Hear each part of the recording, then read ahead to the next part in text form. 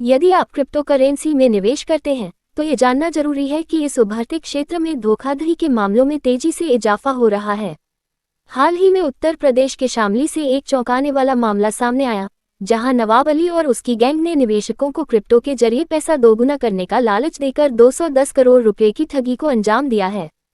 इस गिरोह ने QFX RBI द्वारा ब्लैकलिस्टेड और अन्य कंपनियों में निवेश के नाम पर मासूम लोगों को फंसाया। इस मामले में प्रवर्तन निदेशालय ED ने पहले चंडीगढ़ में छापेमारी की, जहां बंद दरवाजों के पीछे अधिकारियों ने गहन जांच पड़ताल की। छापेमारी के दौरान सुरक्षा के लिए मकान के गेट पर CRPF के जवानों को तैनात किया गया था। जांच के बाद मुख्य आरोपी लविश उर्फ नवाब अली के खिलाफ लुकआउट नोटिस जारी किया गया। जानकारी के अनुसार नवाब अली फिलहाल दुबई में छिपा हुआ है। 11 फरवरी 2025 को प्रवर्तन निदेशालय ED ने उत्तर प्रदेश के शामली, दिल्ली, नोएडा और रोहतक समेत कई ठिकानों पर छापेमारी की। इस कार्रवाई में 30 से अधिक बैंक खातों में जमा 170 करोड़ रुपए फ्रीज कर दिए गए। छापेमारी के दौरान 94 लाख रुपए नकद, आपत्तिजनक दस्तावेज और कई डिजिटल उपकरण जब्त किए गए। इसके साथ ही एक अवैध हवाला नेटवर्क का भी पर्दाफाश हुआ, जो नवाब अली और उसकी टीम के माध्यम से संचालित किया जा रहा था।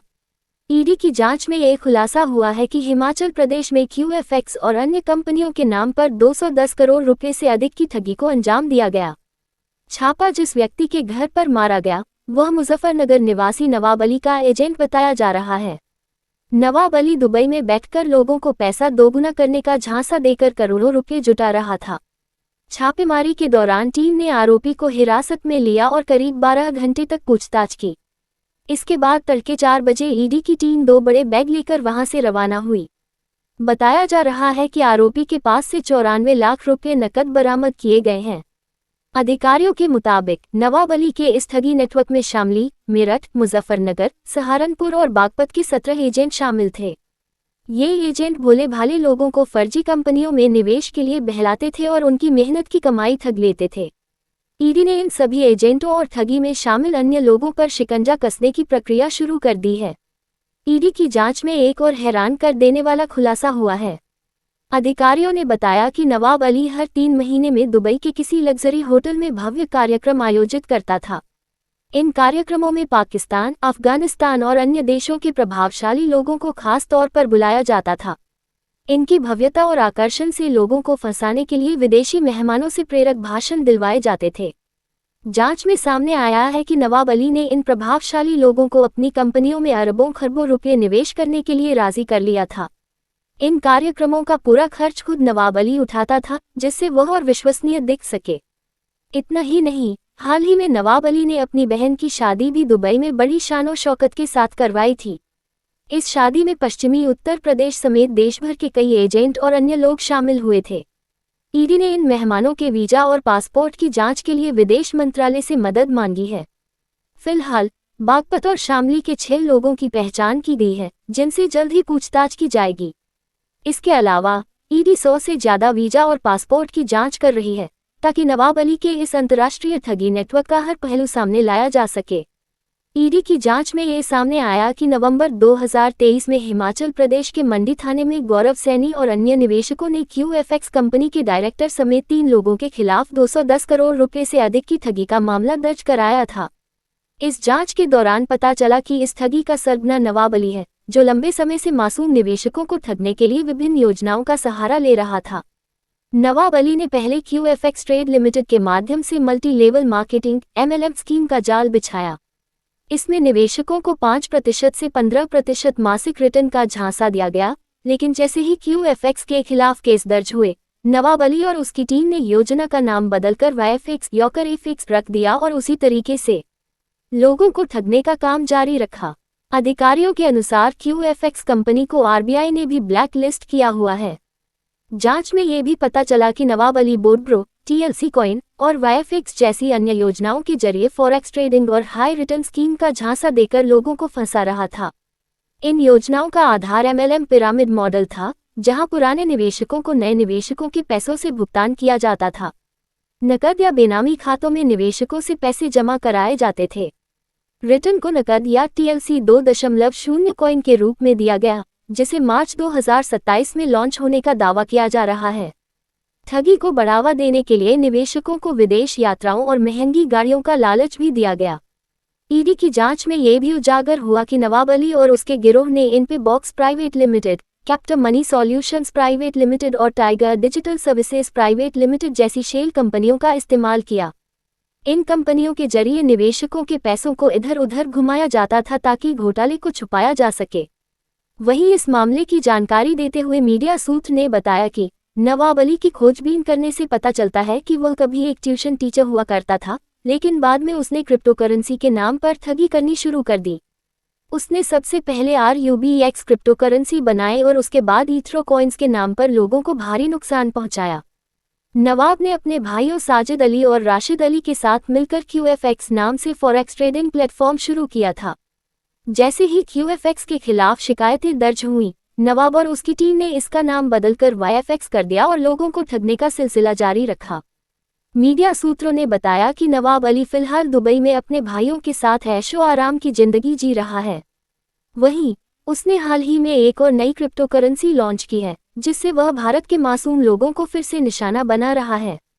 पहले उसने TLC क्रिप्टोकरेंसी लॉन्च की थी और इसके जरिए हजारों करोड़ रुपए की ठगी की।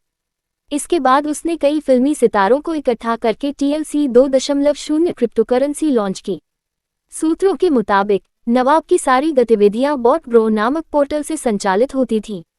लेकिन जैसे ही मामले की जांच शुरू हुई, उसने इसका नाम बदलकर ALGOBOT BIS कर दिया और वन स्टेप फिक्स को नेक्स्ट प्रो BIS में बदल दिया। मीडिया ने यह भी खुलासा किया कि नवाब अली की ठगी से जमा किया गया पैसा दुबई में रियल एस्टेट और अन्य क्षेत्रों में निवेश किया जा रहा है। क्रिकेट प्रेमियों को नवाब अली आसानी से याद आ सकता है, क्योंकि T10 लीग में अब NAWABS नामक टीम उसी ने बनाई थी। इस टीम का कोच मशहूर क्रिकेटर क्रिस गेल है।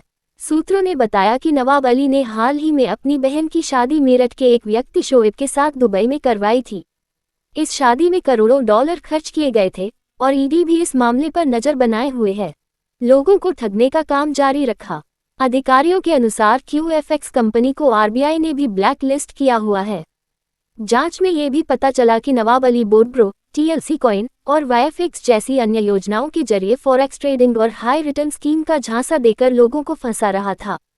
इन योजनाओं का आधार MLM पिरामिड मॉडल था, जहां पुराने निवेशकों को नए निवेशकों के पैसों से भुगतान किया जाता था। नकद या बेनामी खातों में निवेशकों से पैसे जमा कराए जाते थे। रिटर्न को नकद या TLC 2.0 कॉइन के रूप में दिया गया, जिसे मार्च 2027 में लॉन्च होने का दावा किया जा रहा है। ठगी को बढ़ावा देने के लिए निवेशकों को विदेश यात्राओं और महंगी गाड़ियों का लालच भी दिया गया। ईडी की जांच में ये भी उजागर हुआ कि नवाब अली और उसके गिरोह ने Inpay box private limited, captain money solutions private limited और tiger digital services private limited जैसी शेल कंपनियों का इस्तेमाल किया। इन कंपनियों के जरिए निवेशकों के पैसों को इधर उधर घुमाया जाता था ताकि घोटाले को छुपाया जा सके। वहीं इस मामले की जानकारी देते हुए मीडिया सूत्र ने बताया कि नवाब अली की खोजबीन करने से पता चलता है कि वह कभी एक ट्यूशन टीचर हुआ करता था, लेकिन बाद में उसने क्रिप्टोकरेंसी के नाम पर ठगी करनी शुरू कर दी। उसने सबसे पहले RUBX क्रिप्टोकरेंसी बनाए और उसके बाद ईथरो कॉइन्स के नाम पर लोगों को भारी नुकसान पहुंचाया।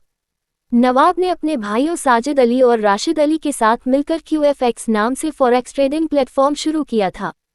जैसे ही QFX के खिलाफ शिकायतें दर्ज हुईं, नवाब और उसकी टीम ने इसका नाम बदलकर YFX कर दिया और लोगों को ठगने का सिलसिला जारी रखा। मीडिया सूत्रों ने बताया कि नवाब अली फिलहाल दुबई में अपने भाइयों के साथ ऐशो आराम की जिंदगी जी रहा है।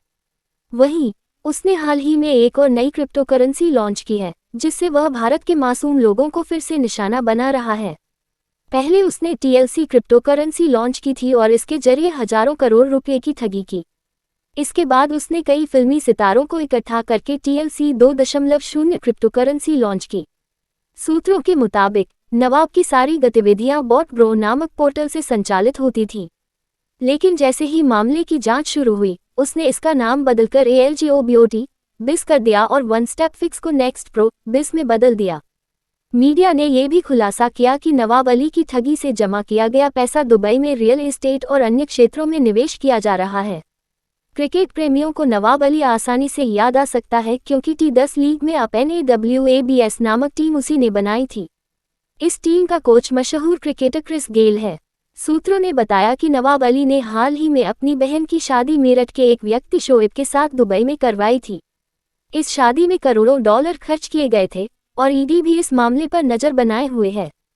फिलहाल नवाब अली, उसके सहयोगियों और परिवार के खिलाफ लुकआउट नोटिस जारी हो चुका है। मीडिया सूत्रों ने बताया कि जल्द ही इन सभी पर रेड कॉर्नर नोटिस जारी होगा, जिससे उन्हें भारत लाने की प्रक्रिया तेज होगी।